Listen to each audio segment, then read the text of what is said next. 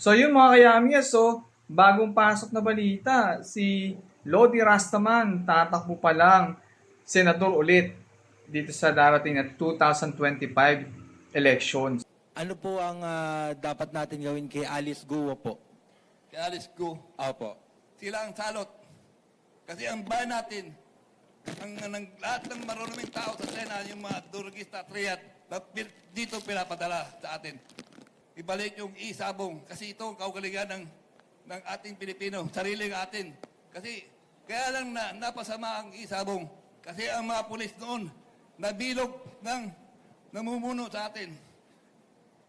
Kasi ang adik doon, pinapatay. Hindi naman krimen ang adik. Sila ay biktima rin na nagkalat yung galing China na mga durugista. Yung mga drugs. Ang adik ay isang sakit.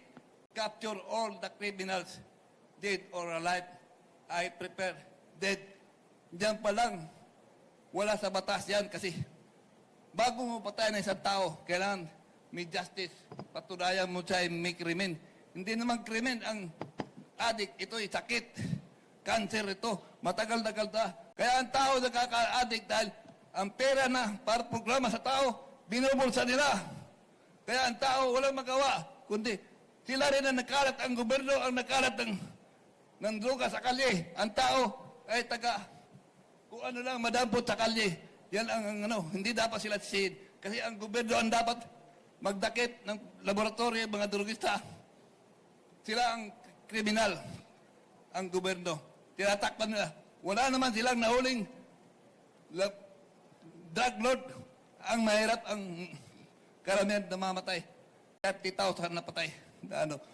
Pero ang mga nagpakalat sa kalye, nandiyan pa rin sila yung magnetic lifter. Kaya nakapasok sa bayan natin, galing China, pinakamaruming drug, isang tonelada, biro mo 1 ton. Paano nakapasok sa lupa natin? Kasi ang economic advisor in check. Kaya, ang natin, tayo ay nagiging Chinese pigs, yung salot sa bayan, yung marunuming produkto ng China, pinapakalat sa atin. Ang unang gustong madurog ang Pilipinas, walang iba, ang China, ang pinunong China kasi ginagawa tayong human shield, sila ay mga war freak. Yan ang ko.